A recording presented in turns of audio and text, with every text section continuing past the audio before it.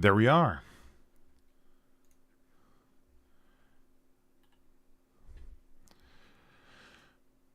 Yeah, it says live. Hey, people. Sorry about the delay. I was going to be well prepared before I started streaming, and then I spent over an hour preparing to stream. So, yeah. That's the way it goes. All right. So, welcome to this retrospective stream. We're going to have a look at the history of the MCDM RPG / Draw Steel. See where we're going from the Crowdfunder and to release date, basically. And we're going to first have a look at the video that they released with the Crowdfunder, where they pitched the game originally to like the public at large. Then we're going to look at the BackerKit page, and I've loaded the historic version from the Internet Archive, which has a few Easter eggs that was present that we know what mean now that we're at the end of like development. And then we're going to have a look at the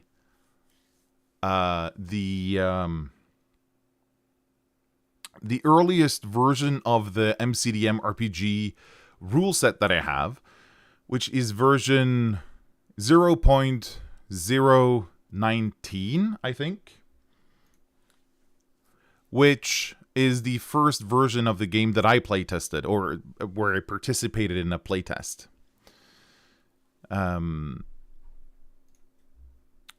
We'll see if the file has the publish date on that. I think that might have been before the Crowdfunder, but I don't remember.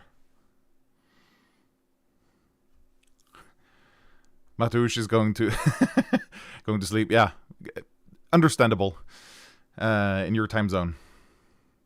The Kobold Adventure. It's actually before that. What I played through. Let's see. What was the first one? You were in a small village, and then you made your way through a forest and into a cave, and then you had a battle inside of the cave. I playtested with Sansan that time, and a few other times for that matter. But yeah, I say we just jump in. Jump in. So we're gonna start off by watching a bit of the pitch video, and I have some notes. We're going to jump around in the video. We're not going to watch it all the way through. All right. Yeah, let's just get this. I was going to say, I think everything I've done in the past 8 years has led to this video, but I think it might be everything I've done since I was 16. Hey folks, Matt Colville here, and this is the MCDM crowdfunding. I love that effect. Smack. I don't know why. I just find it funny. Campaign.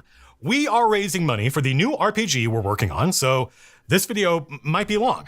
We'll see. The video is broken into sections, what the game is, what the crowdfunder is, and then a bunch of miscellaneous stuff at the end where we talk about MCDM and testing and whatnot. So if you want to skip around, feel free to use the chapters below, and we'll be doing live Q&As in various places. Yeah, I just want to say, at this point, they've been developing the game for at least a year.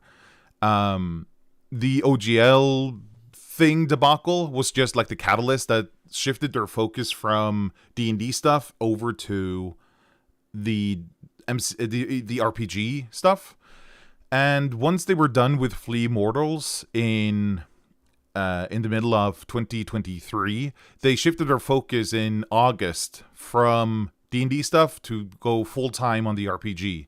So even though they've started playtesting, they did a whole week where they flew in James and Hannah to the office. They spent a week playtesting everything and had daily patron posts about what they tested. They had already done that almost a year prior.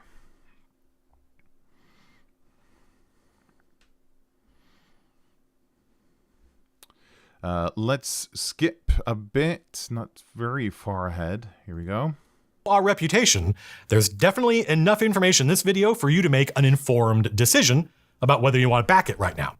This is a brand new RPG made from scratch, from the ground up. No sacred cows. It is explicitly heroic fantasy.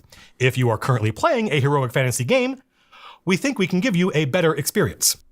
Yeah, and this is interesting because even now people are confusing this game for like a D&D derivative, which I think it pretty clearly is not. But they've taken the inspiration from like 4th edition and other D&D adjacent games, so you know it's not completely removed from the existing history. Hello, Sovereign Psychocrat. Yeah, no worries. It's a weird time for if you're not in the Americas. More to do. So I'm only going to talk in this video about the stuff we don't think will change. But important caveat, we are not beholden to any shareholders, any brand, any legacy. If it's not fun, then we work on it until it is, which means some stuff I'm going to pitch you might change.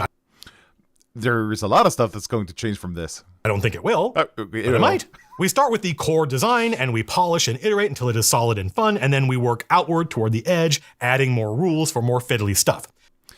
That's an interesting statement because not long after this, 2-3, let's see, this is December, so 3 to 4 months after, they throw out D6s and they changed the dice resolution system, which some people would say is a really core part of the system, and if you're changing that over a year into development, you're probably doing something wrong. I have my own thoughts about how important the dice resolution system is to MCDM's way of designing games. They have an approach where the dice resolution system isn't as core as it would be in some other ways to design games. So I don't... It might look detrimental from the outside, but I don't think so from... Not the inside, I'm not on the inside, but like...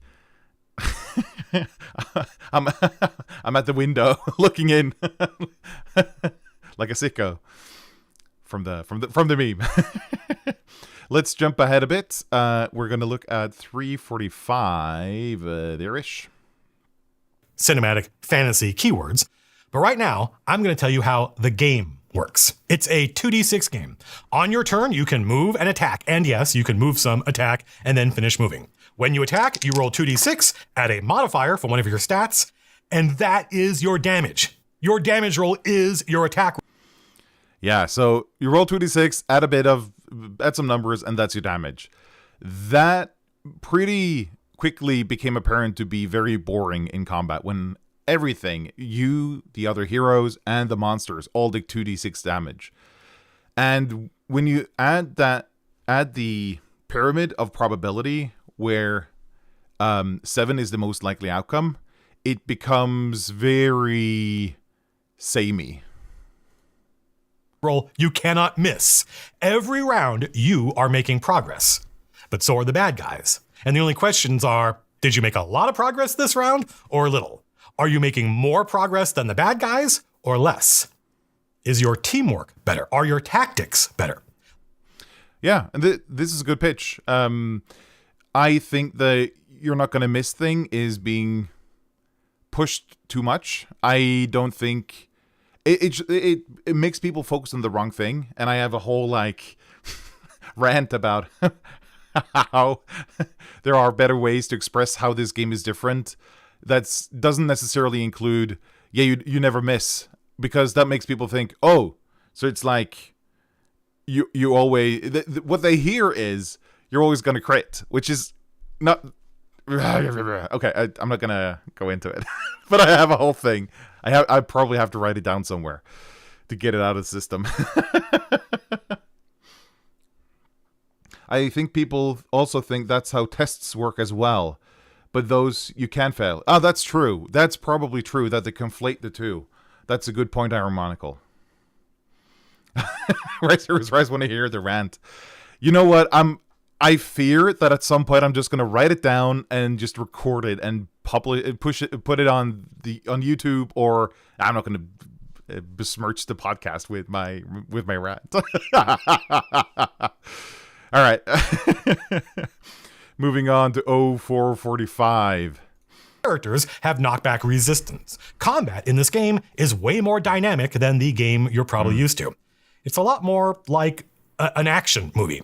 People get thrown around a lot, mostly by being hit with big, heavy weapons. People get thrown into things like walls or doors that might break. People get thrown into other people, in which case, both of them are going to take some damage. Every action has an equal and opposite reaction. Yeah, and this just shows this was in the game from the beginning. And it's one of those things that really makes combat different and a lot of fun in this game.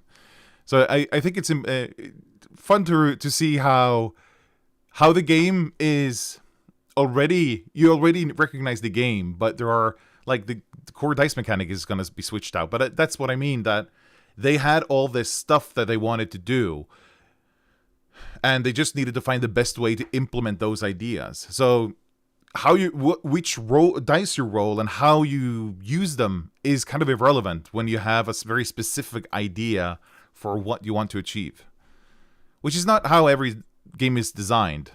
And there's probably a whole roundtable discussion you can have about that. But let's see. Let's jump ahead to 0635. It also means the battle gets more interesting the longer it goes on, not less. It means it should not turn into a slog, where we've all burned through all of our spell slots or whatever, and now we're just slogging it out. Now, they do have, like, different combat objectives to also mitigate this, but this is an issue that they worked on for almost a whole year after this video was made. The whole malice thing didn't really click until it was after summer of 24. So let's see. No, they had villain power in the Secker patron packet. So it was right around then that they managed to get that in. So they were struggling to figure out how do we make this work in practice. And what was especially difficult was how much malice should the director get, and when should the director get that malice? Because at some point, you got malice by...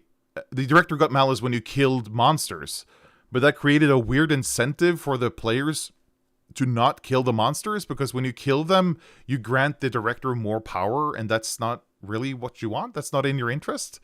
So they had to fix that. Let's jump ahead again and look at...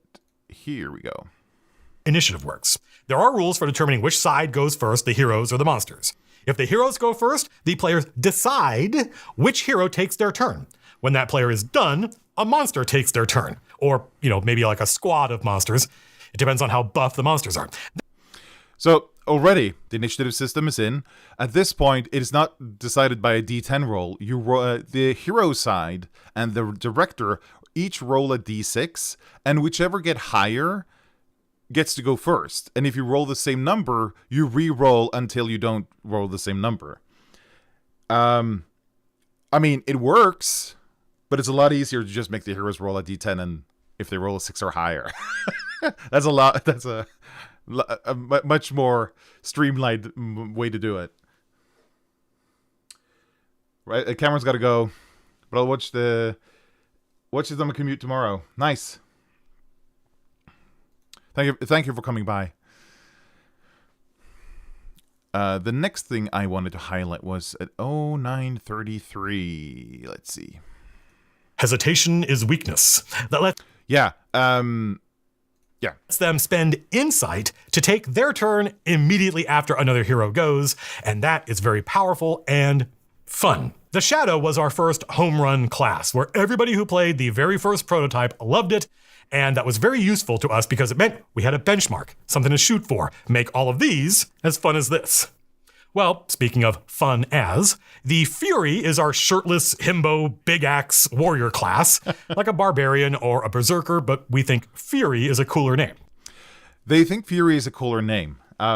First of all, I'm going to mention, hesitation is weakness is something that came into the game incredibly early, and it managed to survive the whole development process and the whole balancing process and everything, which I think is pretty incredible, because that's it feels very much like a feature that you come up with at the beginning of development, and then you realize, oh man, this is never going to work. If we want this to be balanced, we can't keep this. Oh man, we got to throw it out. But no, hesitation is weakness is still in, and I mean, it's one of the most iconic abilities. It's really cool. And of course, Ajax has read the Heroes book, so he knows that they might try to claim he's hesitating, but he'll just counter with, who's hesitating? Yeah, the ability stayed exactly the same. Yeah, I think, was it free to use at some point? Because it costs 1 insight now. Well, we can check later, actually.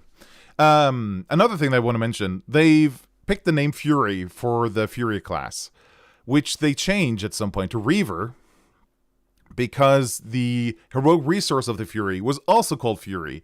So the Fury has Fury, which kind of makes sense, but it was kind of confusing. So they changed it to Reaver, which I don't think that was not very popular. People didn't like Reaver, mostly because it has some weird connotations, I think.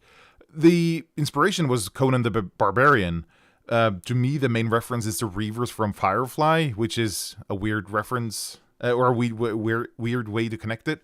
But they ended up changing it back and just changing Fury to Rage, which I think they first avoided to not confuse it with the Barbarian from D&D, and then they changed Rage to Ferocity, because the Beast Heart is also going to have Ferocity as their heroic resource. So now they're kind of aligned in that way. Okay, let's jump ahead to minute 12.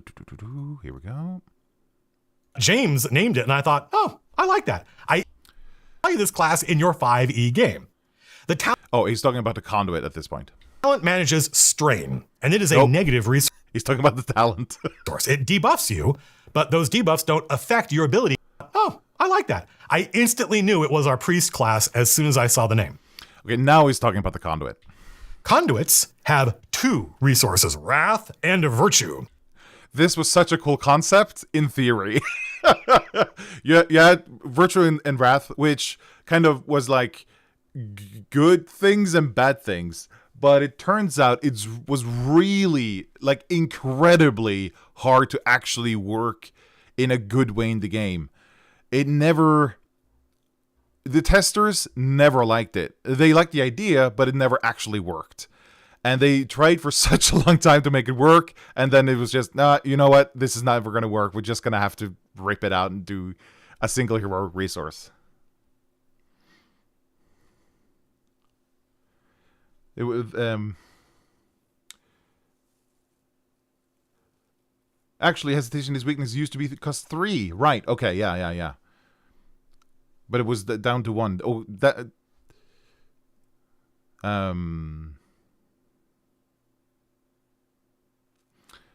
think one is better.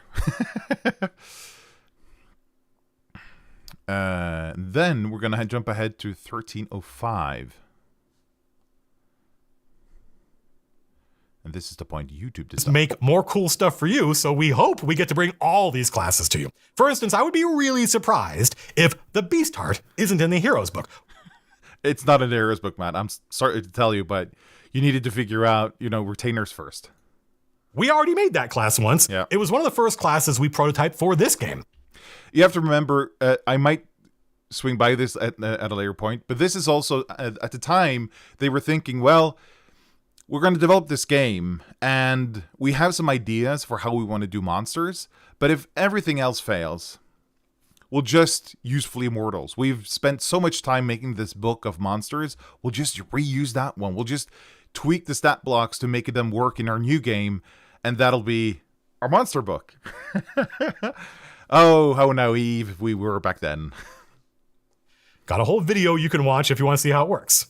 And since Paladins are the best class in every game, I really hope the Censor is core. If you've played an Illrigger, especially the Illrigger Revised, you sort of already know the Censor. The censor is our holy warrior. They place judgments on their enemy. Yeah, so the censor ended up being in, and I would be surprised if it wasn't. Matt has a love for paladins, and this is their closest thing to a paladin, so of course he's going to love it. But I think he's kind of veering towards the null at the moment. I think I saw him tweet that somewhere, or post that somewhere.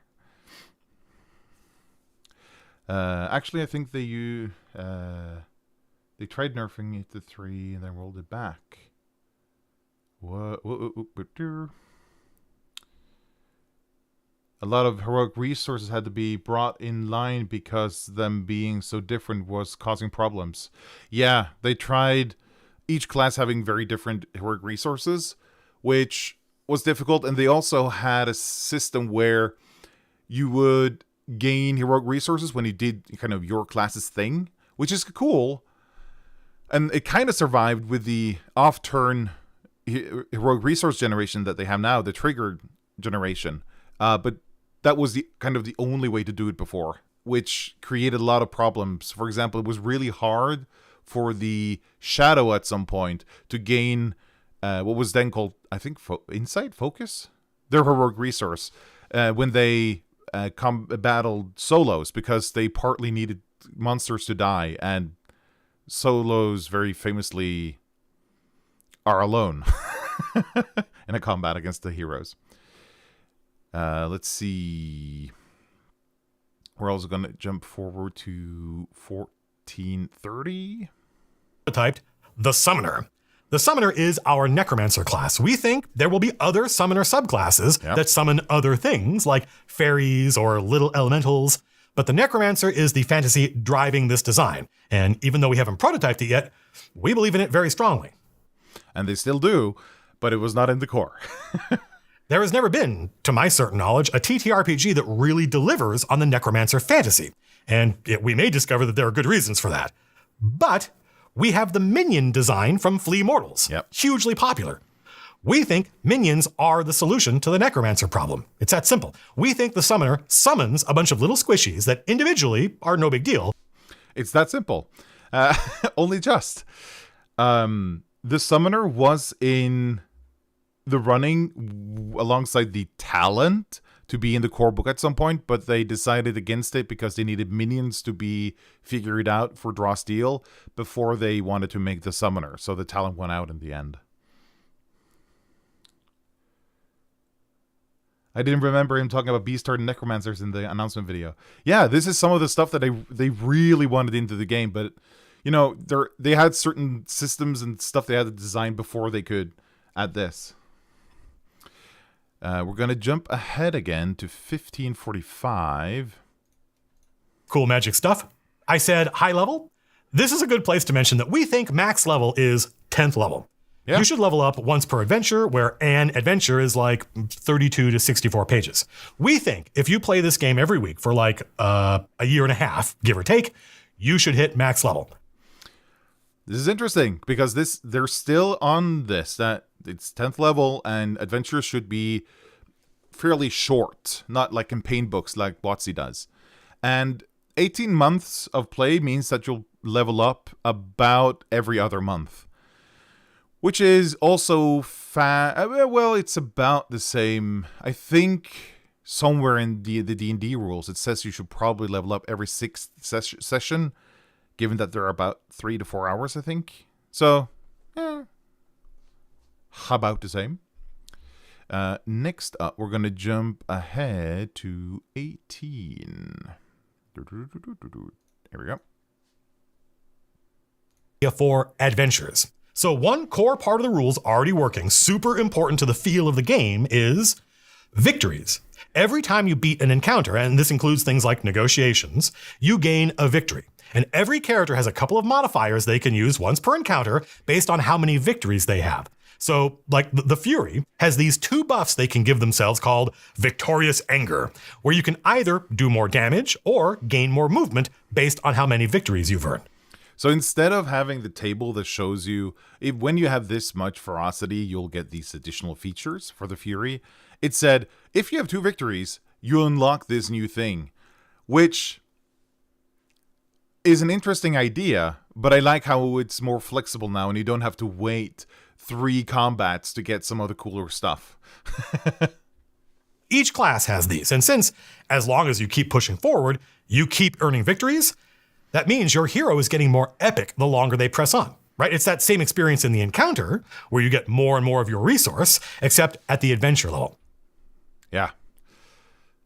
Let's jump forward to 2030.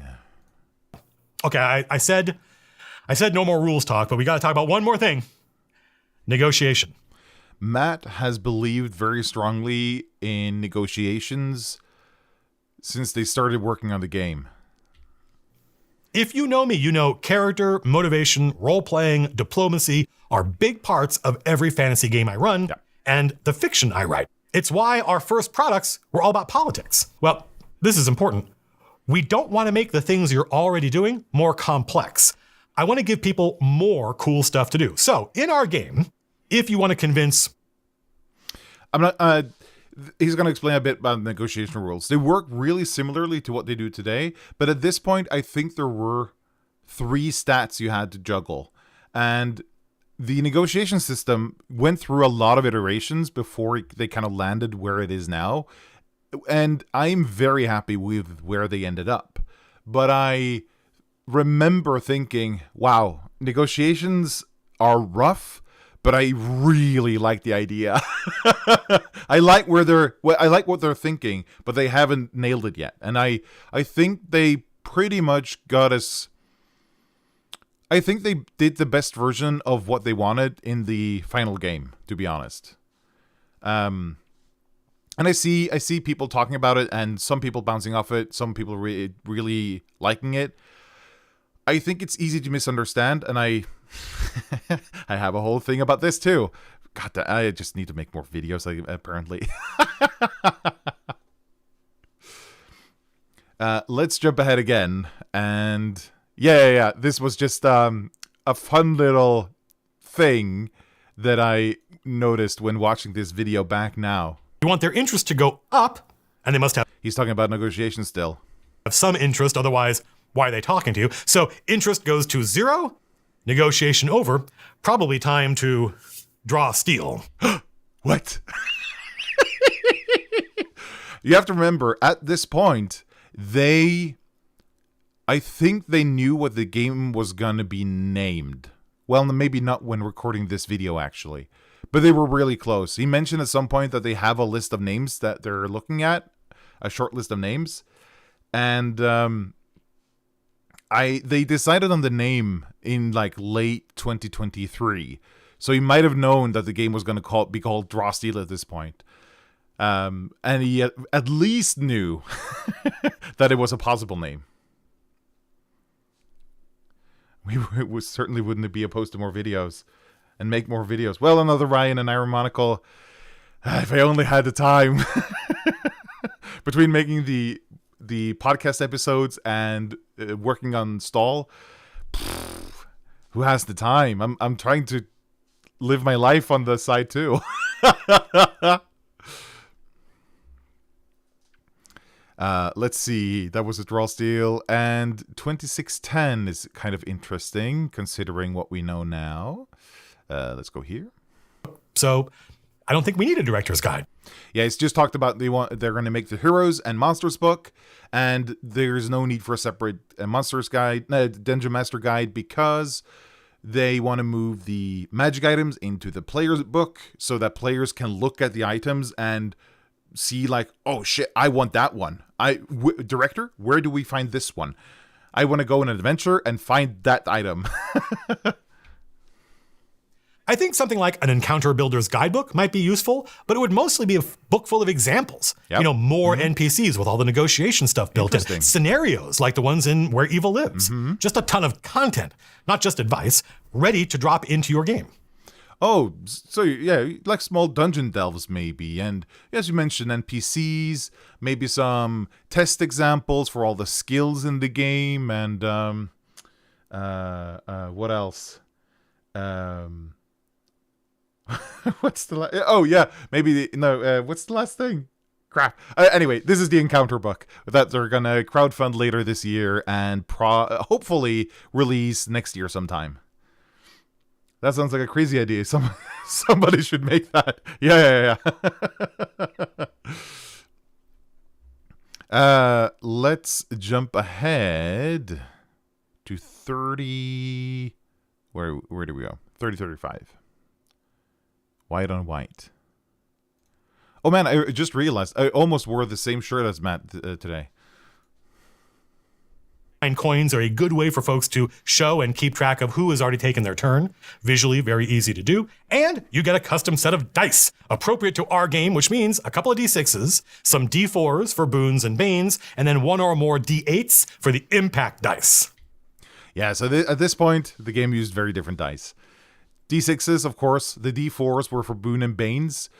Boons were renamed to edges at some point because, especially non-native English speakers, reported that remembering which is remembering whether boon is the good one or bane is the good one was kind of confusing, which I can understand as a non-native English speaker myself. That I'm luckily familiar enough with English that I know what a boon is, but it's not a very common word, I'd say. And if you're not a native speaker, you might not be used to using that word. So kudos for them.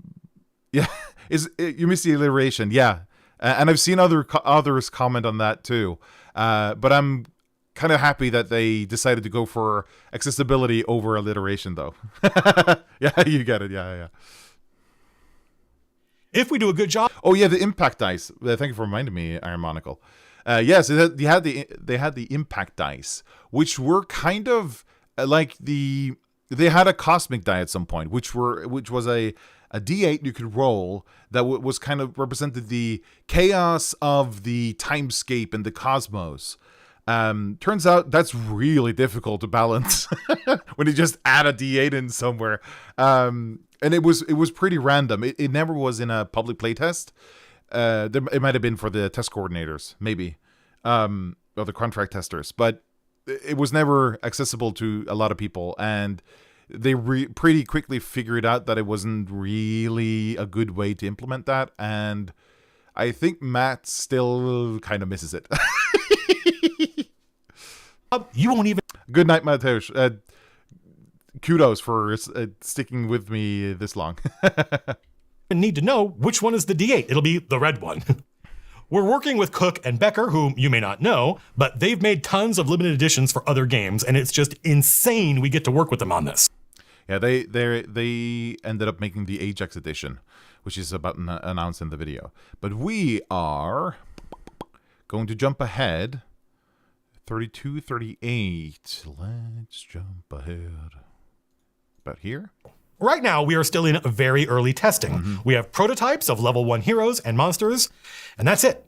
No character customization yet, no second level yet. Game is already fun, but there is a lot of work to do. At this point, the only character customization you could do was choose your name and choose an ancestry. And then you pick the class. Yeah, he talked about still missing the Cosmic Die in the Delian 2 maybe. Yeah, exactly. Here's how testing works. We test everything internally. We run a playtest twice a week, and me and James are often running the game for people outside of MCDM. Once we feel good about whatever we're testing, we send it to our contract testers. Yeah, MCDM has a fantastic testing routine. Something that I get the impression that it's pretty much unprecedented in the TTRPG and industry. The only one that maybe does something similar is Horizon, the magazine, but that's because it's Hannah Rose running it, so she kept the testing routine that she picked up when she was the editor and managing editor of Arcadia.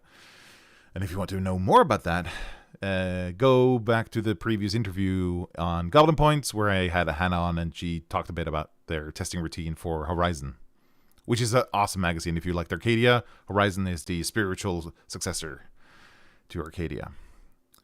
They've been playing for a while. Yes, let's jump ahead to 3409. Here we go.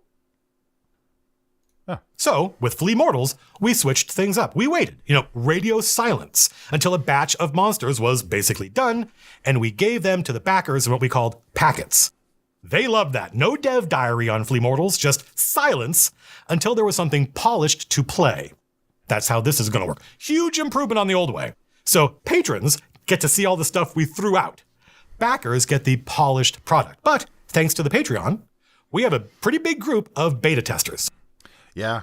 So this is pretty different from a lot of other TTRPG crowdfunders where MCDM won't, they do not overshare to their backers.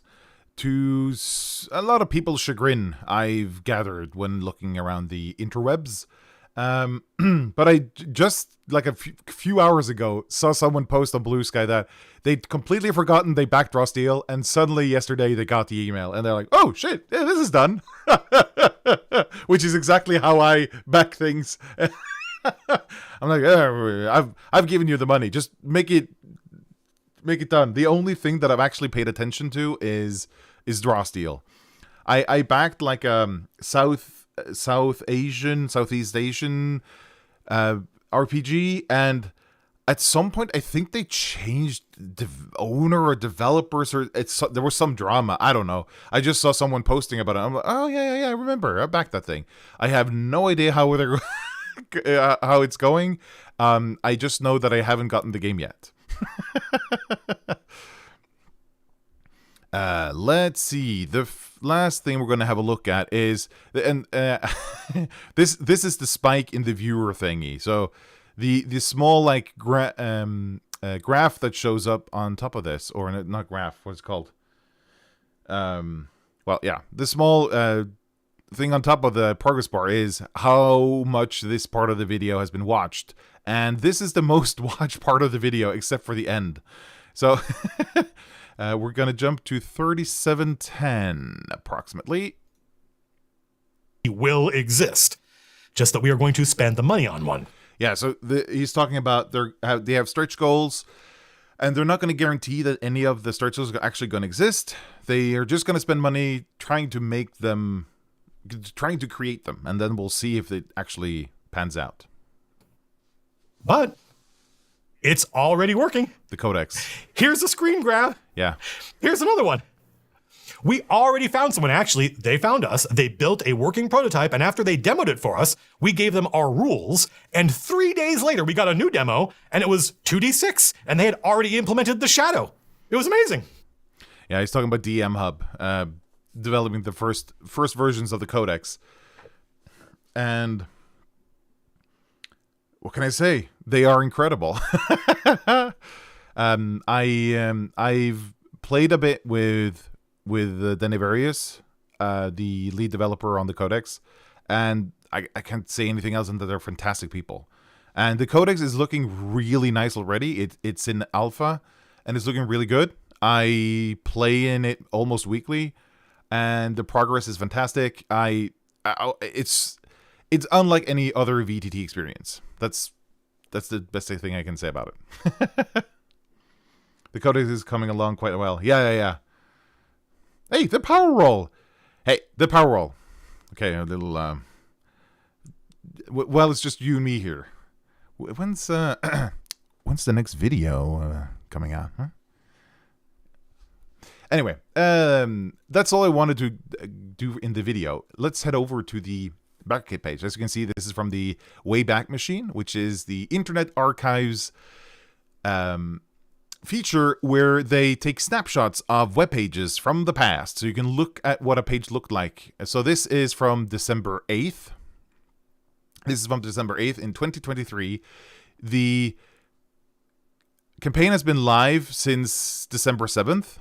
And I just want to point out this cheeky header, which says, prepare to draw steel.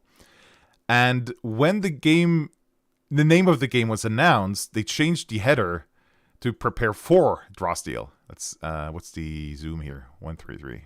Let's increase it to be the same. There we go. So here it says prepare for draw steel, because now the name's been announced. So they put it in the campaign. But back way back when, it was just the name here, and the MCDM RPG. All right.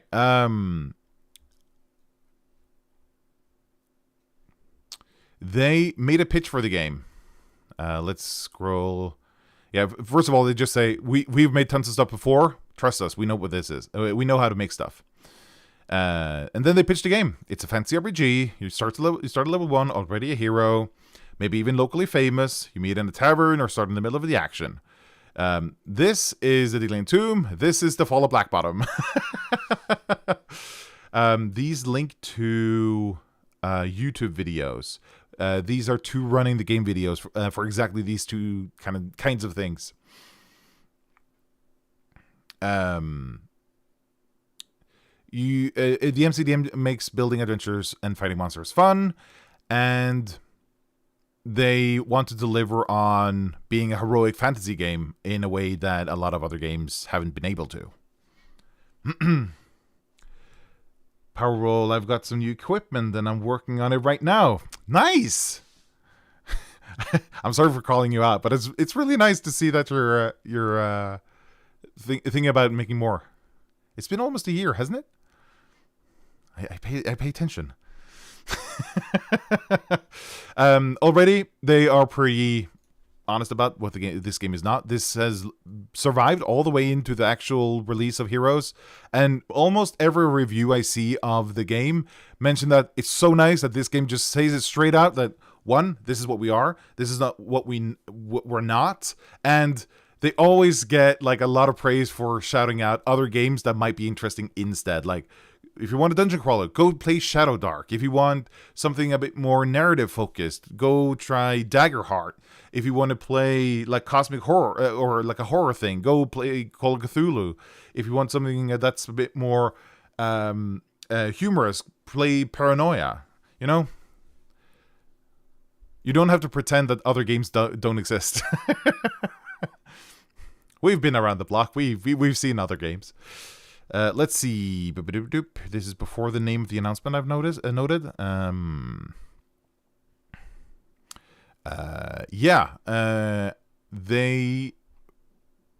They promote the die. They mention the dice.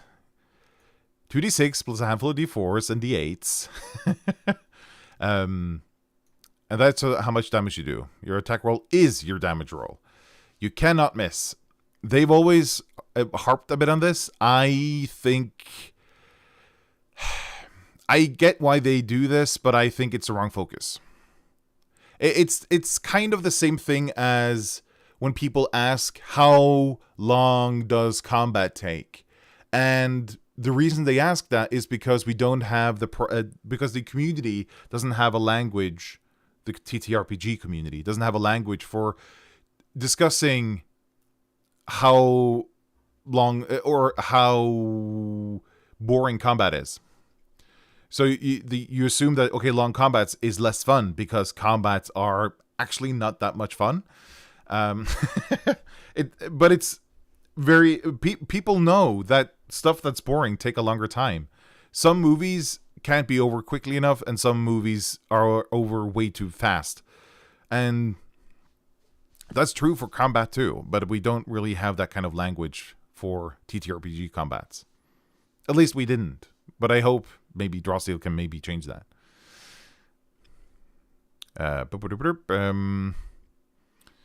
They mentioned that there's going to be 400 pages in each rulebook. They kept to that promise. There are over 400 pages. They are really big, even compared to other TTRPGs. I've looked through some of my books that I have on my shelf here, and the longest one is the D&D one, which is 300 and something. That's the 2014 edition, by the way. I haven't bothered to buy the new one. Here's the initial design that Jason Heisenauer Jason put together, really haphazardly. Some people would probably prefer this over the current one. Looking at it now, I actually prefer the new one. Some people really like this, the visualization of the kits. There would never be space for that in the final books. Those stat blocks aren't too different from what we ended up with in the end, actually.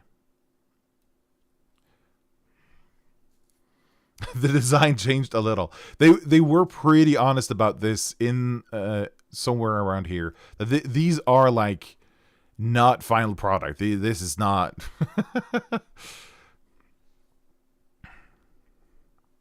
Yep, it's already being tested. The first package went out to contract testers back in August. And at this point, they had a goal of releasing the first patron packet before the end of 2023. And on Christmas Day, December 26th, they released the first patron packet. So they kept their promise. And they got to celebrate Christmas or whichever holiday you might celebrate in December. Or none. Let's see. June 2025. I'm actually surprised they managed to pretty much keep this. They are a month delayed, but holy crap. Trying to figure that out a year and a half in advance. Whew, that's pretty good. If things go well, we intend to get to you, our backers, a playtest package sometime next year, hopefully by Q2 of 2024. That turned out to be August? No, September of 2024. So they didn't quite manage that one, but I think that's close enough. The pledge levels, yep. If you bought it, this is still the same price. Is that not so? Yeah. They mentioned that the prices might go up after the campaign, but they really didn't. All right. They also, somewhere in here, mentioned shipping.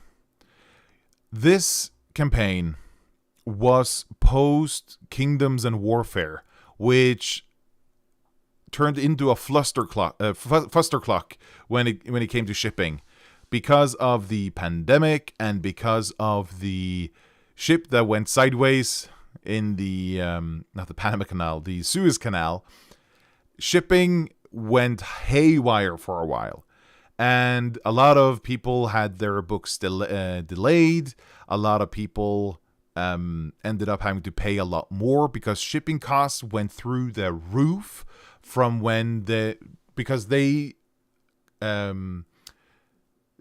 charged for shipping before they started shipping. So by the time they started shipping the books of Kingdoms and Warfare, it had gone up like catastrophically.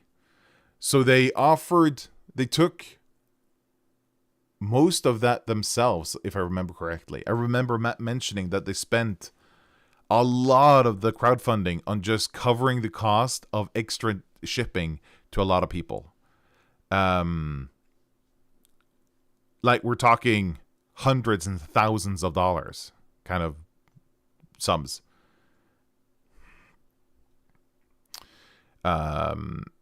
The Ajax edition, I have to admit that's the one I'm getting, so I'm hopefully getting that by the end of the year.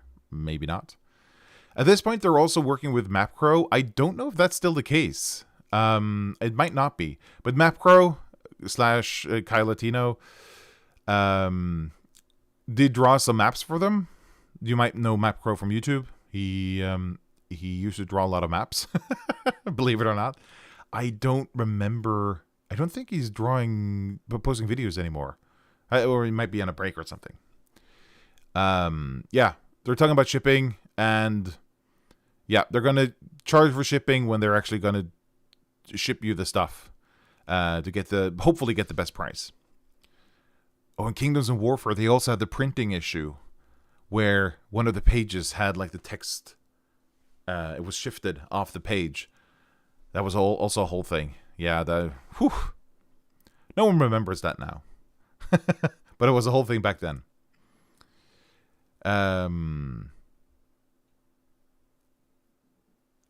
Yeah, they mention... I'm just going to scroll back here. What are we funding? I think it's here. Yeah, a monster book. Basically, free immortals without the villain parties and environments. Most of the monsters in the fiery monster book, plus all the stuff we had cut and a bunch of new stuff. So this is when they thought, well, we'll always have flea mortals. So if our inventive monster design doesn't work out, we still have flea mortals. These are screenshots from the VTT, of course. Early testing. And of course the stretch goal of the Vesloria box set, which is now called Omen's Land box set, I think. And it's actually getting a proper Kickstarter or crowdfunder in December. Because now they're actually making it. And let's see, risks. Yeah, they've done this before. They basically say that they're certain that they're going to get the game done, and this is our flagship RPG, and that's still the case. And they want to produce a lot of stuff for the game in the future. And of course, this is Max, which was Matt had just gotten Max when the crowdfunder went live. All right. On to the next thing. If I do this, hey-oh.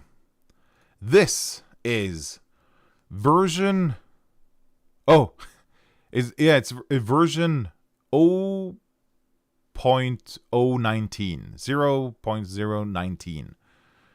0.019. Actually, if I go into my file thingy and have a look here.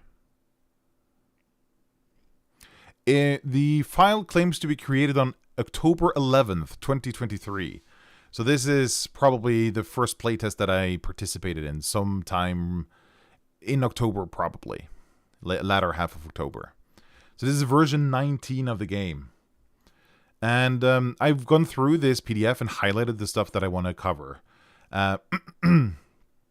So ready? It's a game about fighting monsters. It's tactical, fantastical, heroic, cinematic. Fun to run, fun to play, fun to make characters, fun to fight monsters. Yep. But it's not only about fighting monsters. Research and crafting, and more will enter into supporting lots of different stories.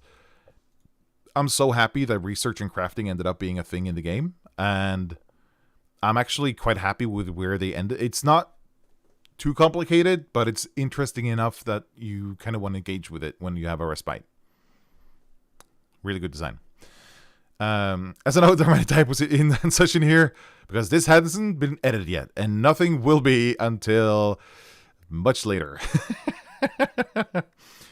I think it's interesting that in this playtest version of the game, which is going to be read by, first of all, experienced playtesters of TTRPGs, because it first goes to contract testers, and now it's going out to people who volunteer to be playtesters in the MCDM Discord. But they still feel the need to explain TTRPGs is plays a conversation between the director and the heroes that describes the story. So I think that is interesting that they choose to explain this in this document, which goes out to people who very clearly know what a TTRPG is. I think it's just because this is just where they started writing the rules, and they're already calling it the director. Matt has believed very firmly in this. I just highlighted this because I thought it was funny. Oh, poop. I don't know. It's so silly word. I'm not sure, but I think this might actually be somewhat of a, like, not a transcription, but like a paraphrasing of an actual play session. Because I know Matt had a character named Lynn. And I think I've heard about Jorn. And maybe also Corvo. So yeah, I think this actually might be inspired at least. Of course, the dice, D4s, D6s, and D8s. The core 2D6. The power roll hasn't been invented yet. That's for 2024. So the core 2D6 is what you roll when you want to roll your die. The boon die is a D4, and the bane die is also a D4. So at this point in the game, when you got an edge or a bane, or boon or a bane, you added a D4, and there were no limits to how many D4s you could roll. So if you were lucky, you could just go fishing for boons and basically end up with a ton of D4s that you rolled alongside your 2D6. They had to limit that at some point. It's actually quite interesting, the whole thing with how they ended up with the boons and banes and edges and banes. Because they went for D4s, and then they became just a bonus. And then they changed name from boons and banes to just +2s and -2s. Because they were not supposed to stack too much. So that was the way that they limited how many edges or banes you could get. They wouldn't stack because they were +2 as everything else would be. And then they changed it. I think they may have changed it back to D4s, and then they came up with the +2 and then double edge as a jump up to the next tier, because that's after the power roll. In the beginning, they also had the overwhelmed condition, which was when you're surrounded by, when you have 3 or more enemies adjacent to you, you became overwhelmed, and you get 2 boons on the attack. That's so the attacker of the overwhelmed creature would get 2 boons. Powerful stuff. Yeah, so they had the edge and banes math already in here. So you have 2 boons and 3 banes. It meant that you subtracted them from each other, and you ended up with 1 boon in this case. And of course, the impact die. Some powers granted by a class and other character options would allow you to roll D8s in addition to your 2D6 to make an attack. This was a hack to make 2D6 more interesting. It would have been interesting to see them try to make this work over the course of 10 levels. That would be interesting. At this point, the game the characteristics goes from -5, which they still do, to 10 instead of 5. They just changed that at some point. The average human. Oh yeah. This sentence just doesn't. It just ends here. It's missing a section of the sentence. It's supposed to say the average human has 0 in all their characteristic scores, which I still think is the case.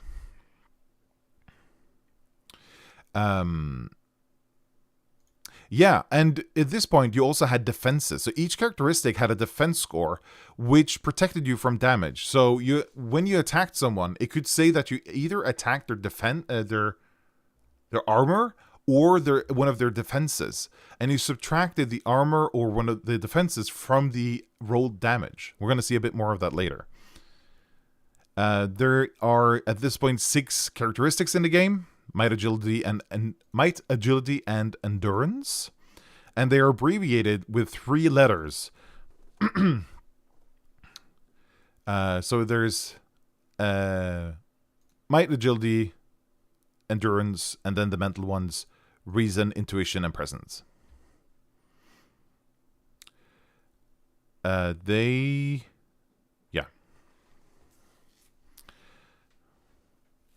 Already, we're looking at building heroic narratives. These are heroes. They're supposed to be the main characters, and the adventure should kind of account for that. I do like what they ended up with, limiting edges and banes to max of 2. Yeah, I'm currently finishing up a high-level D&D campaign, and combats are taking a long time. I can imagine the power roll. And the reason they ended up limiting it to 2 is because if you have an unlimited number of edges or banes, you just end up with players trying to find more ways to get another edge to kind of get more and more bonuses on the roll, which just slows down the game. And it makes it more boring for the other players. So that's a good thing. But I also think the single advantage disadvantage that 5e introduced, which is very good design, but it feels a bit limiting sometimes. And I know people homebrew like there's like super advantage or something where you roll 3. If you can get up to 2 advantages and you roll 3d20 and take the highest. And I think there's also somewhere people roll together and stuff. Yeah. You get victories. If you survive a combat encounter that lasts more than 1 round. So if you had a very short combat, you won't get a victory. This is not necessarily still the case. But they have some rules around if the combat is very easy, you don't get a victory. Also, the bag of rats thing. You also get victories for non-combat challenges, and they're still called rests in this version. This is before they changed the name to respite. Every class gains a rogue resource differently. It's called concentration for the elementalist, not essence at this point, and focus for the tactician. That stayed. Yep, here we go. Here it's named Reaver at this point. So this is when they went to the crowdfunding. They had already changed it to Reaver and back again. Oh, bag of rats. There we go. And Malice was called Threat at this point. The original name for this was Goblin Points, which is where the name of my podcast comes from. Because it was like goblin in the sense that not necessarily specifically the goblin monsters, but like a goblin as in a creature that does malicious things, basically. So Matt called them Goblin Points as like the director's heroic resource. And at this point, they call it Threat, but they ended up calling it Malice. And I think Malice is a pretty good. They call it Villain Power at some point. When was that, I wonder? That was before Threat. Because install, internally, Malice is still named Villain Power. Because that was the name of it when I started working on Stall.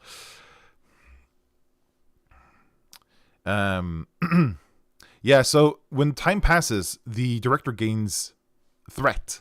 So the director would build up threat before you even started a combat encounter. So you might start a combat encounter with already a sum of threat for the director. I really like how they ended up designing Malice in the end. It really kind of goes in lockstep with the heroes in a way that's really nice.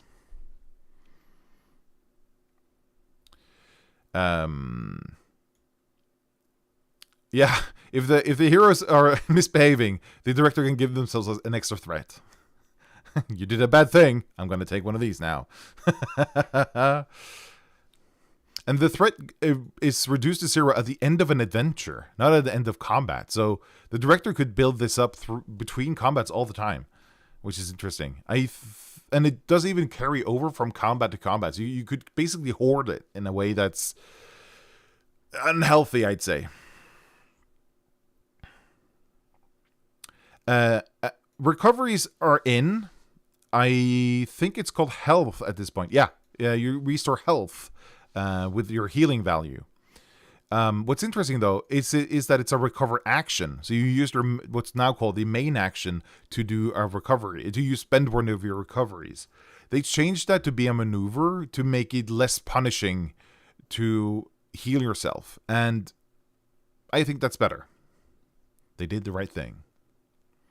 And you regain all your lost recoveries when you finish a rest.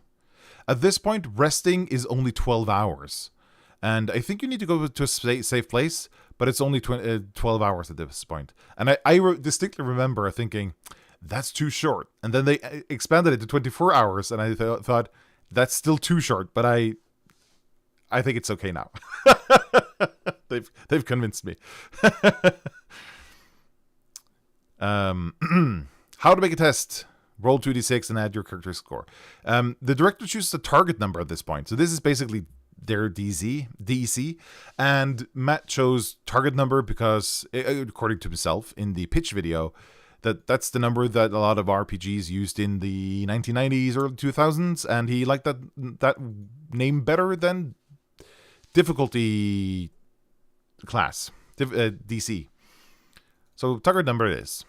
And there's a degree of success when rolling, which I think basically just means that you fail, succeed, or you can crit. I think I almost named my channel Draw Steel, but James slipped up and used the name in a live stream before it was officially released. Oh, wow, the power roll. I thought you were almost a bit frisky choosing to call it the power roll. Good thing you didn't call it Draw Steel, though. That would have been awkward. Yeah, this is just using characteristics. That's fine. Already in here, they're talking about using different characteristics with different skills. Like if you're trying to intimidate someone, you might roll, instead of a presence test. Oh no, wait. Blah, blah, blah, blah, blah. Yeah. So instead of rolling a presence test to intimidate someone by tearing a log in half, make them instead roll a might test, which would be more fitting. And that's still in the game, and I vastly prefer that to the D&D. D&D has an optional rule where you can do this in the DMG, hidden away in the DMG. I think it's better than the kind of tight coupling that you see now. And the new character sheets for D&D 24 are even more adamant that the skills are connected to this specific ability score, which I think, yeah, it's their choice. Anyway, target numbers, typical target numbers: easy 7, moderate 9, and hard 12. This is how you do tests. Yeah, much of the time the result is simply binary, as it is in, for example, D&D or Pathfinder. Or what? Well, Pathfinder has degrees of success if you roll 10 or above or below. But there's directory out that you can add extra stuff if you want a beneficial success or a costly failure. So if the test is 13 or more, so that's the hard test is 12. So you have to roll really well. Remember, at this point, you can go to like 10 in your characteristic score. So 10 plus 2d6.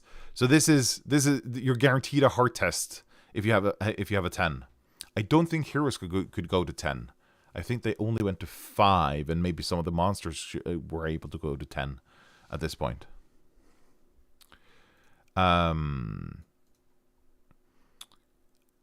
Yeah, if they roll really low, you can make them get extra. They kept this, but now with the power roll system and different difficulty tests. They have opposed tests. Those are still in it, if I remember correctly. And if it's a tie, then the state of things doesn't change. Which I like that they include this to make it clear that if you're hidden from someone and if you roll a tie with them, whether or not you manage to stealth to a new location, they don't notice you, and they explicitly say that because stuff doesn't change.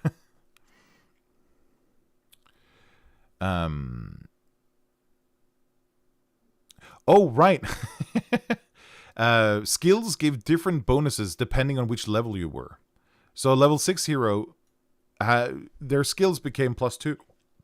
Remember, this is before they've even designed second level. They just thought, like, well, at 6th level, you should probably get a bit more. I like that bold assumption. Nothing. I'm just going to scroll past the stuff that I haven't highlighted. Yeah, skullduggery was a skill at some point. I just really like the word skullduggery, so I highlighted it. Yeah, it was a skill, and they kind of included examples of what you do with a skullduggery skill. You can seal objects, you pick locks, you steal, and then there's a stealth skill for hiding, and they ended up just splitting those up into separate kind of skills that are very, well, somewhat granular instead. And I see some people really dislike that there are 60 plus skills in the game, but I think they are imagining something that's not the case. I think they're imagining shit that's a lot of skills to keep track of. When the game basically says, the director says you make a test based on one of your 5 characteristics, and it's up to the player to pitch the director, actually, I have a skill that apply here.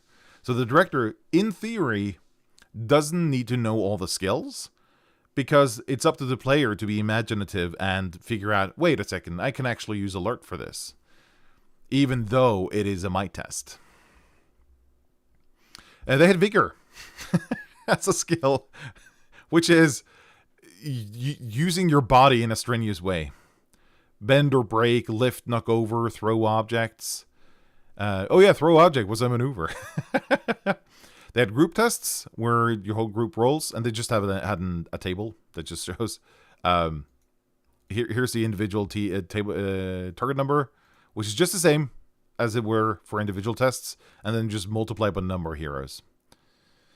They talk about complex tests, which ended up being called montage tests. I prefer montage over complex because this makes it sound like it's more complicated than it should be. And this is still done in rounds. I don't think they're limited to 2 rounds yet, but that's a really good limitation in the final design. That the montage tests go for 2 rounds and then you're done. You can extend that by director fiat, but 2 rounds is the default. Yep, success and failure limit, that's still in. And these are basically the same still. Total success, mixed success, and total failure. They're called failure, success, and partial success, but, you know, it's the same. Combat! Set the map. At this point in the game, they have non-square sizes for monsters. For example, the horse is 2x1. I remember Denivarius, the lead developer of the Codex, mentioning that he was so happy they dropped having these non-square sizes for their game, because that would have been such a pain to implement in the Codex, the way it was made. So when they decided to just scrap that and just go to like square sizes, that was a relief. And of course, the creatures and objects' weight. At this point in the game, you had a weight and as a weight in addition to your size. They ended up collapsing all that into just your size, and because they wanted to have a way to separate pixies from humans, even though they both occupy 1 square on the map. So you got a weight, and it was an abstract weight. So pixies are about, and so weight 1 is about the weight of a pixie, if it's a creature, and if it's an object with weight 1, it's something like a potato. I just saw someone mentioning in the Discord. Where's the table that compares pixies to potatoes? The polder is as heavy as heavy armor. So the human, if they're carrying a polder or heavy armor, about the same weight. This ended up being collapsed into the new system, which just says how many squares large you are, and if you're 1 square large, you can be T, S, M, or L for tiny, small, medium, or large, this just denotes how large you are inside that 1 square. And when you do that, then you can just say, well, an object is 1 square big, which means it has the weight of something that approximately fills 1 square. So you don't need this separate thing. But even the character sheets had like separate fields for this is your size and this is your weight. Sights, it's the same as it was. Creatures who are surprised are dazed. I think in this version of the game that still means that you can take one of action, maneuver, or move. Now, surprised means that you can't take triggered actions, which I've discovered is pretty painful. It really stings. So surprise is actually really effective in this game. I don't think at some point, I think this is past that point, at some point you used your maneuver to move. So if you moved, you couldn't use a maneuver because that was your maneuver. So the maneuver was basically you move, and I think that's part of the reason why it's called a maneuver, because you were supposed to move, and then you could choose to, if you didn't move, you could choose to use it for something, you move for something else, which is why they called it maneuver, because it's not moving exclusively. That it turned out that they wanted people to move more, and having the maneuver as a second thing to do on your turn is really nice. So they split it out pretty quickly. Yep, here's the initiative roll.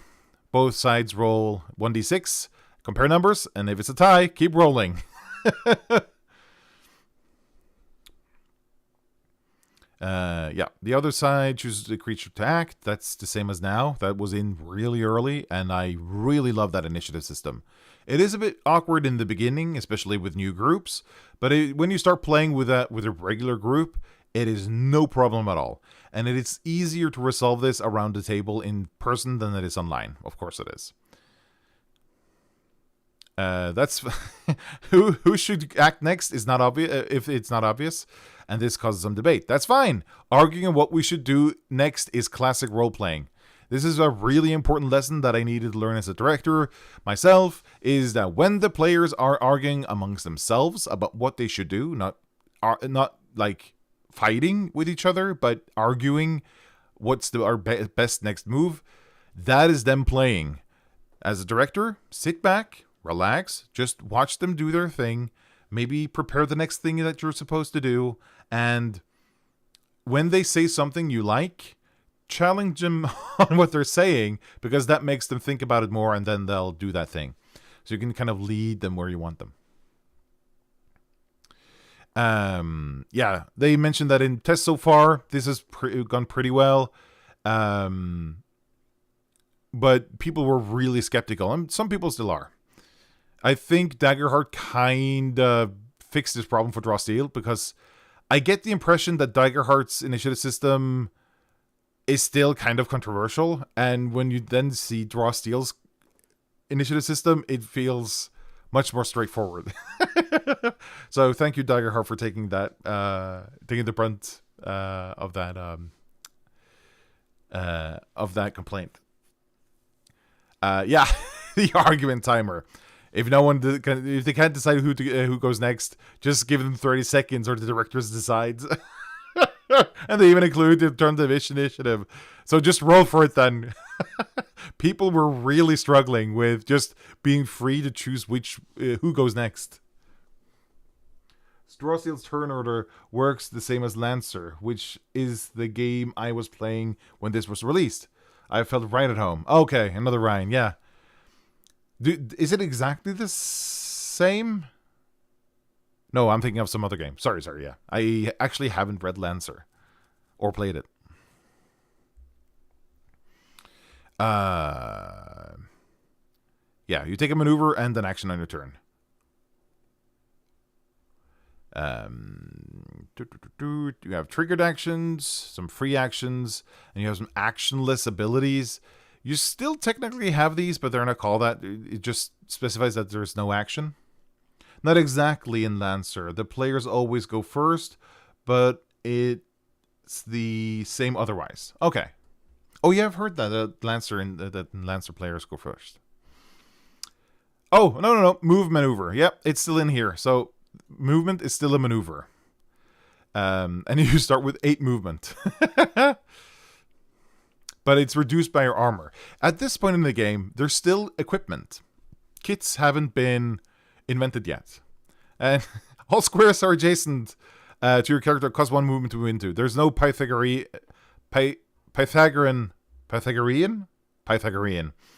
theorem on the grid. It's a game. Don't overthink it. I love this kind of casual tone sometimes, and I love that in the beginning of the Heroes book that was released too. Why did the gods create the world? I don't know. They were probably bored. I don't know. I love that. That's so that's so entertaining. Shifting was half your movement instead of 1. It was 2 at some point, and then was reduced to 1. So shifting was really powerful in the beginning. Remember, you got 8 squares if you didn't reduce it. So that's 4 squares of moving without any opportunity attacks. Oh, sorry. Opportunity counters. Counters were a thing. I think we're going to get back to counters. Teleporting is in. You could toss someone, throw them. Which was basically just vertical push and pull. And you had knockback defense. This is what's now called stability, which is a fantastic name for this. So that's James's idea. Really good, really good. Knockback defense, KBD. It was named this for a really long time. It was it changed name to knockback resistance, and then suddenly it was just stability. Mwah. Yeah, shifting was broken. Yeah. Oh yeah, shifting was really easy. So it was super easy to avoid free strikes. Yeah, exactly. Slamming into creatures, take 1 for every square. This is before you... No. This is... both creatures take damage. But I think this is before you get extra... Yeah, you don't take extra damage from objects at this point. At some, they added you take 2 extra damage from objects. But objects have a health, how much damage they can take. This was in really early. Matt has a story from one of their first playtests where they do this. Oh yeah.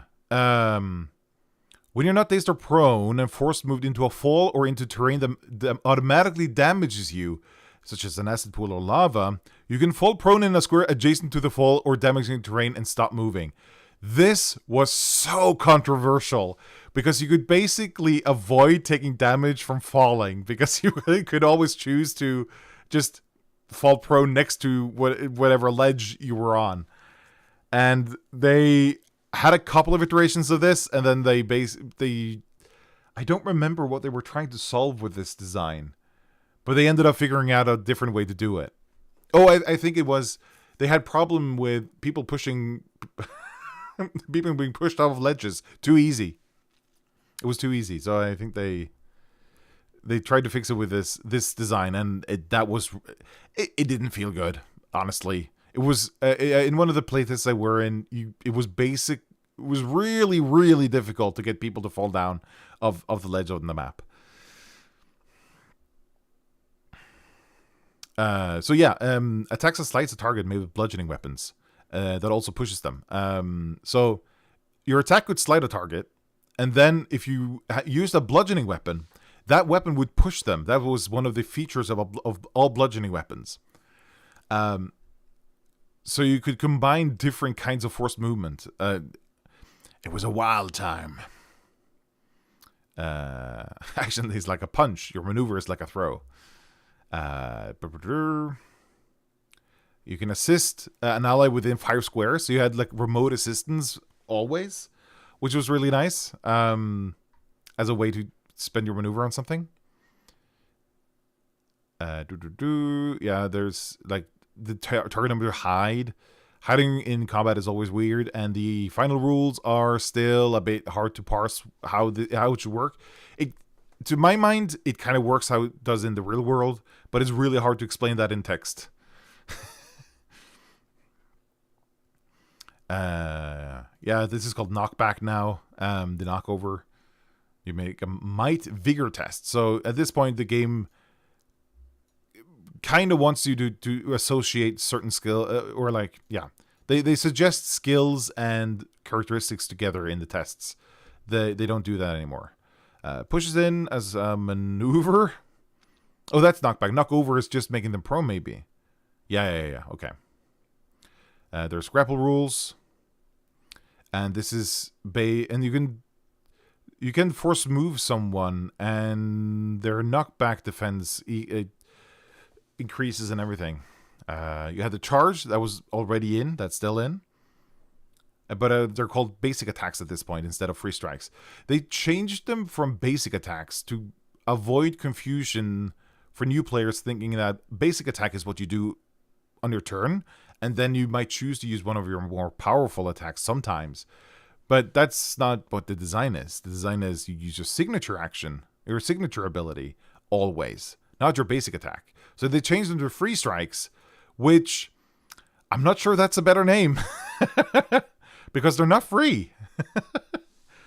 Because there are free triggered actions, which means you can do them all the time, but you can't use free strikes all the time.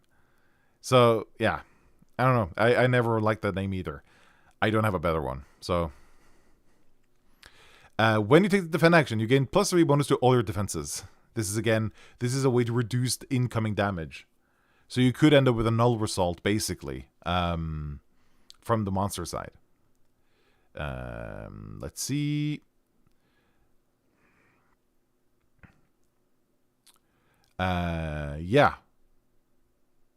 These are the keywords. The focus keyword means that you're wielding a supernatural focus.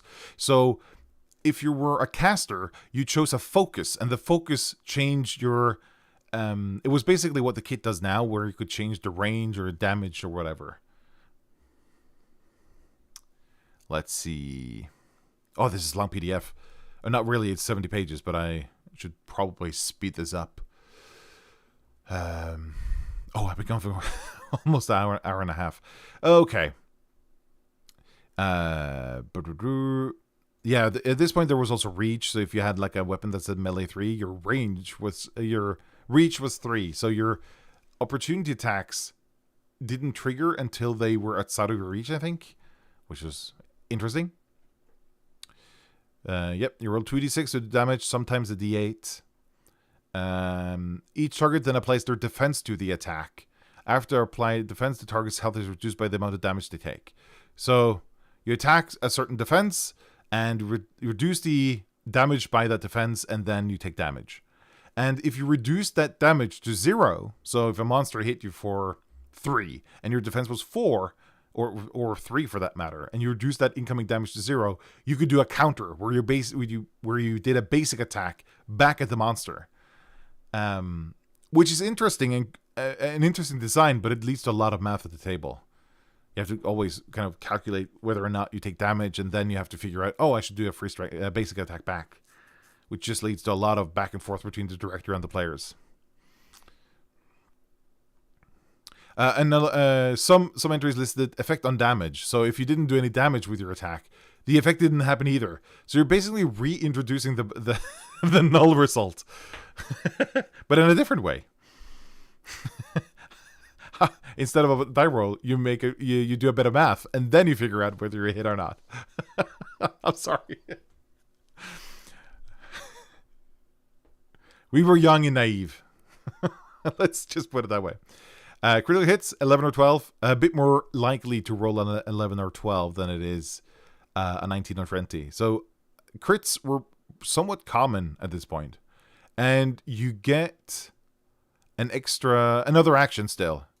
Whether or not it's your turn, you can only benefit from a critical hit once per turn. That is not a limitation anymore, but that's because crits are pretty rare. Your hero has 7 defenses. 1 for each of their characteristics and 1 for armor. And then you have counters. Automatic dealing damage equal to one of your characteristic score determined by your class. You don't roll for something. You just do damage equal to your characteristic score. A melee counter. And then there are range counters. You just don't use your greatsword to make the counter. Instead, you might quickly throw a bottle, kick a rock, hurl a ball of divine light. Line of effect: draw a straight line from any corner of the space you occupy on the map to any corner of the space the creature occupies. Yep, that's how recoveries work. It's called health at this point. But that's the same. It's still called bloodied instead of winded. I still call it bloodied sometimes because I'm used to that from D&D. They called what's now called dying. They called it unstable, which is an interesting choice of words for this condition. If I remember correctly, they were a bit hesitant about changing this to something else. I think dying is a much better word for this than unstable, which has some connotations that I don't think they want to baggage that term with. So yeah, I remember a lot of people submitting feedback about, maybe not unstable. Maybe the different word. But you can take the recover action, and you take damage when you try to do stuff. But if you're healed while you're unstable in this version, your health first becomes 0, and then you gain health, which meant that you had the same problem that you do in D&D, which is that it's more effective to let people become unstable and then heal them than it is to heal them before. Because the problem is, if you have 3 health left, and you take... If you have 3 health left, and you take 5 damage, you're at -2. And if you now get healed, you first get healed for 2 up to 0, and then get the healing value on top. But if you're healed before you take the damage, while you still have 3 health left, you'll just get the healing damage, the healing value. Which means that you get extra healing if you heal when they're stable. You have the same problem in D&D, and yeah, they fixed it.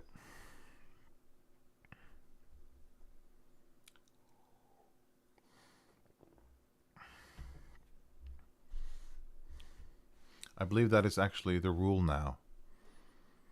What are you referring to, another Ryan? Oh, yeah, conditions.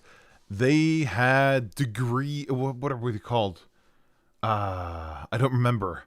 But they were like degree... So you could take bleeding X, where bleed X is a number. So if you were bleeding 5, you took 5 damage from bleeding on your turn. And then you saved against it, and you reduced the number by what you rolled. So if you rolled a 3, you reduce the 5 by 3 to 2, and next turn you take 2 bleeding damage, and then you save again, and if you roll 2 or more, then it's removed. But then, while it was off your turn, the bleeding could be increased again, which is a cool idea until you realize that monsters are then able to just stack more bleeding. More and more bleeding, and you're never able to remove it because you can't roll high. There are no results on the dice that are high enough to be able to remove everything at once. They had this in for a little while and then just removed it. It didn't really work. Hastened, your speed is doubled. That's not in the game anymore. Nauseated. This is basically just weakened, but for might and agility endurance tests. And then they have, which is the other one? There's another one. Oh, shocked. Shocked is the one for the mental statistics. Those two are just weakened now. And here is on fire X. Take X damage. They do, however, say that you can you can put the fire out if you take cold damage or are submerged in water. And of course, overwhelmed. When you're adjacent to 3 or more enemies, you're overwhelmed. Melee attacks against you take gain 1 boon. Poison. You spend 2 squares to get up. Now it's a maneuver. That's a much better design. Slowed was your speed is halved instead of just go reduced to 2. So punishing speed is, yeah. 3 boons if you're unconscious. Saving throws. You roll a d6 on a 4 or more. The condition ends. So already, this is designed from D&D 4th edition, where you rolled a d20 and saved on 11 or more. So this just translated into this system, and that it survived. And I like that kind of saving throw because it's easy for everyone to see whether or not you make it. To end the combat encounter early, the director can call out "cut" like a film director. They removed this from the final game, but it's something that I immediately stole. I don't call out "cut" anymore. I did at some point because I thought it was fun. It's a dramatic finish. That language survived, I think. Yeah, objectives, when to end encounters, and different kinds of objectives. These are basically the same that are in the final book. All right. Yeah, rest is 12 hours. And at this point, they refer to stuff as supernatural or mundane. I think, do they still do that? Not very often. It's not like a very big thing.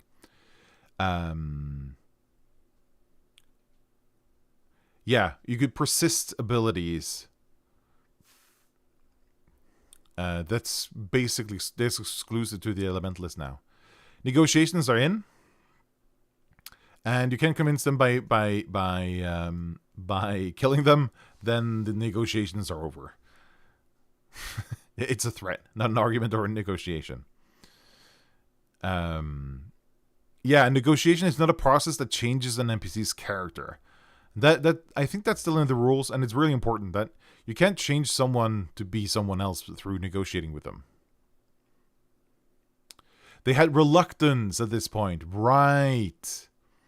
So interest and patience we still have, but you wanted to reduce the reluctance, and there's this whole chart about how these give you different outcomes.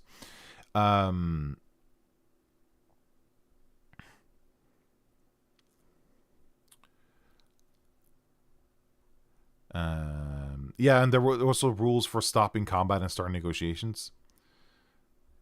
So here are the starting attitudes with interest, reluctance, and patience. They cut reluctance, which is better. It was a bit much at this point. You made an appeal.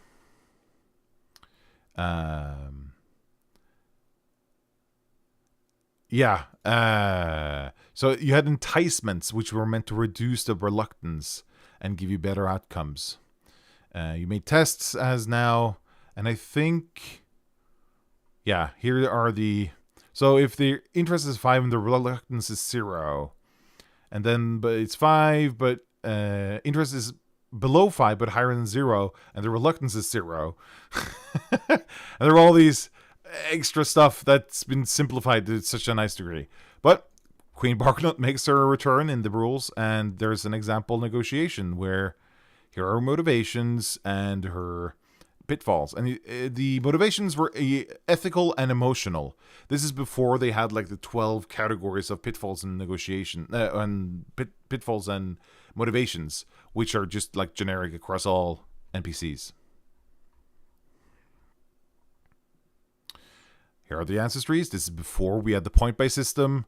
I don't even think the devil is in yet. But the devil was so popular that they changed the whole ancestry system to be point-by instead. The best change to negotiations was giving us a short list of motivations and pitfalls. If I remember right, it could have been anything. Basically, yeah. They could be anything, and it was really it put a lot of work onto the director, I think.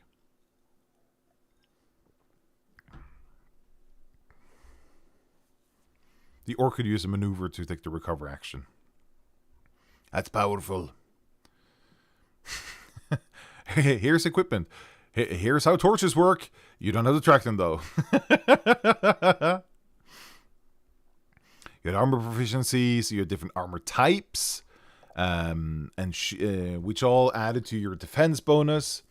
And the big thing at this point for equipment was qualities. So you had armor qualities and weapon qualities, and they added different behaviors to different weapons. So if the armor was bulky, it's reduced by the bulky. The speed, your speed is reduced by your armor's bulky value. If you have the mobile quality, then you ignore the first opportunity counter, which is what opportunity attacks is called at this point. The quick, the damage you take from counters is reduced by the armor's quick value, because you're quick to move in the armor, so you're able to avoid some of the damage. So in the armor table, it's this massive thing. It's so granular, and I remember Matt being so excited by this design, where he really wanted this to work, where you had like this really interesting choice to make. What kind of armor are you going to wear? And here are all the different knobs and levers that you can pull and tweak to get the kind of armor you want. So instead of just being like, this is AC 13, 14, or 15, you had like, no. So you get defense bonus, 7 from plate armor. I don't remember. Maneuverability. That's the penalty you take to agility stealth and agility acrobatics tests. So you take -6, basically removing one of the dice if you roll really well. And you get 2 reduction to your speed. You don't have the dodge ability, so you you can force the attacker to re-roll if you have dodge. So if you choose one of the lighter armors, you can try to make them not crit after all. You have knockback defense, which is now called stability. Only if you use heavy armor. Like, this is basically half of kits. When you combine it with the weapons, you basically get the kits. But kits are much simpler to design than trying to fit everything into this insane table of things. And also, if I remember correctly, you ended up with some choices being clearly better than others, which is not what they wanted in the end. If you have a medium weapon, you can wield a shield. And if you choose light weapons, you can have 2 weapons. And you combine the weapon qualities of both weapons, which is also a really nice... I mean, this is pretty cool design, but not for this game. And I think Matt also mentioned that when they removed it. Yeah, so bullseye. When you get a critical hit, you push the target. If it's fast, you can choose another target, and it takes damage equal to the fast value. When it's piercing, when you crit, they gain bleeding of the quality's value. Retaliate. You add retaliate to your ranged counters and riposte to your melee counters. And I highlighted the word humaniform, which is an interesting choice of word. Why didn't they want to use humanoid here? I wonder. Why humaniform?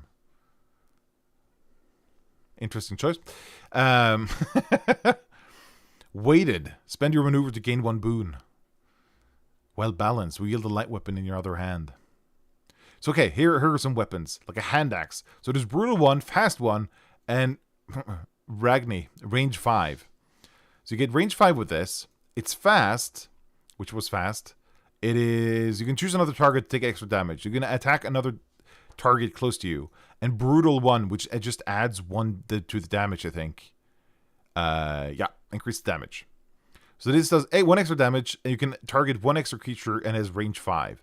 And then you can combine that with a dagger, which is fast 2, retaliate 1, riposte 1, and range 5.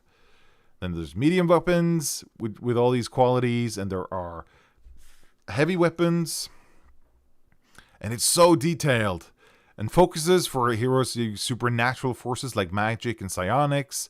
So you have Farcaster for range, shielding for defense, steadying for better to increase your rolls when you try to persist your persistence abilities, and of course the study, which increased your damage. So you had a focus, an orb, a rod, a staff, or a tome, and then you basically just... That was the way you cast spells and manifested abilities with the talent. Carrying around a staff or a tome or whatever. I remember I usually went for the tome. So increase the damage by 2. And then there's a small section for the director. It's not very long. As they mention here, it's mostly reach rolls, mostly reprinted from Flea Mortals. Creature counters use a character score for melee and range to counter damage. That's basically what they do now, but it's called the free strike damage. And they don't have weapon item qualities because they want to keep it somewhat simple for the director. And yeah, it's the old version of the minion rules, which are like the ones in Flea Mortals, where they have a damage threshold, and if you go over the damage threshold, then you kind of damage the next minion and take them out, and then so on and so on.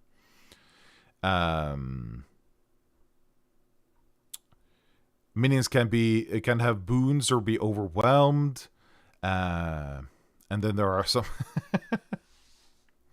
encounter building rules. We're still working on these, but the basic idea is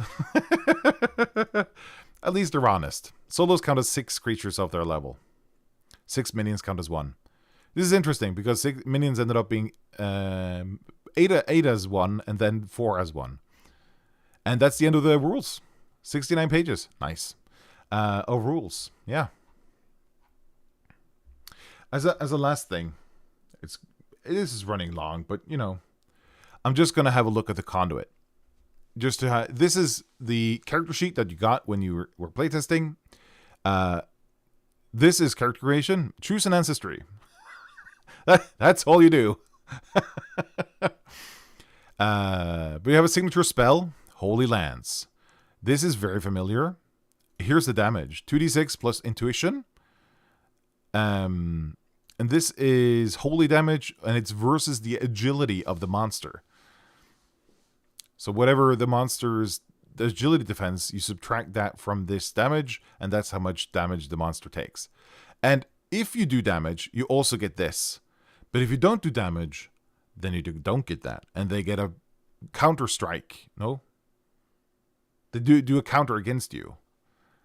Which... yeah, it's an interesting way to... yeah. It's the game ended up being much better than this. But one that's interesting is here. Triggered action, Prayer. It costs 1 virtue or wrath. This is the conduit. So they still have the 2 resources. So based on which of them you used to spend, you get different effects. So if you spend virtue, the attack or test gains 1 boon, but if it's a wrath, the attack or test gains 1 bane. So you can choose to either... so this is basically what ended up being the word of guidance and word of... what's the other one? The other one that's not word of guidance. They ended up as you choose one of them, but at some point you could do either based on which resource you spent. Here's your basic attack. It was listed right here at this point, and they kind of monkeyed around with the name to make people stop using this as their attack. Use this one.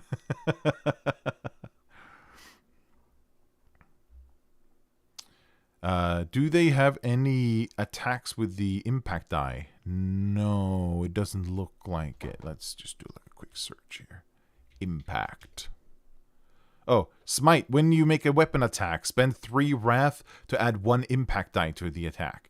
So by that wording, it's implied that you might get multiple impact dice on your attacks at later levels, which is interesting design when you think about it, because if that's the way you want to do it, that means that the 2d6 is going to become pretty irrelevant at some point, because immediately when you roll 2d8, that's so much more powerful than 2d6. So yeah. Anyway, right, weight and speed. Well, weight and size, I mean. It doesn't say speed because it depends on your armor. Knockback defense is also dependent on your armor. Yeah.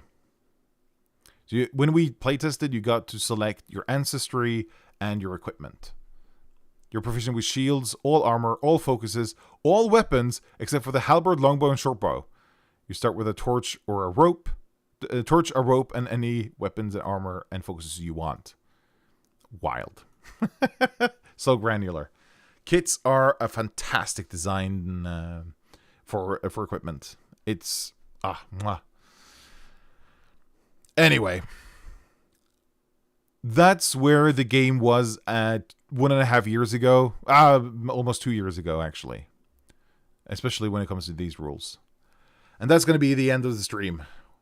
This went on for a bit longer than I planned. For those of you who stuck out till the end, I am impressed, if nothing else. I assume I'm on the 3rd monitor at this point, and you're basically just listening to me yap on. What a fun trip down memory lane. Thanks for doing this. Yeah. I was kind of joking to myself earlier today that by doing this, I'm basically making myself like the amateur, like the hobby historian, the unofficial historian of Drosty Hill. Yeah, there's a lot that I forgot about. Yeah.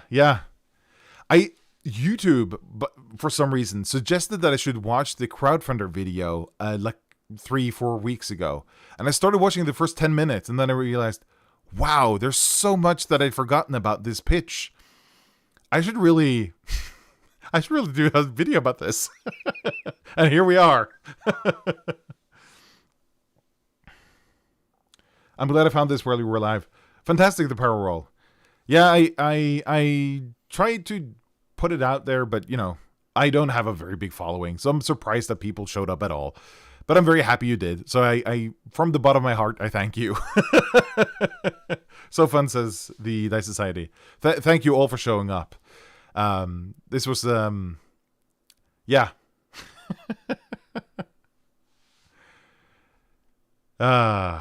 So much history. I just remember hearing the early playtests and thinking how much I want to play this game, and I'm so glad where they ended up in the end. Anyway, that's going to be the actual end of the stream. Thank you so much for coming along on this trip down memory lane and thinking about what the hell were they thinking when they made this. Okay. I'll see you next time. Snackis.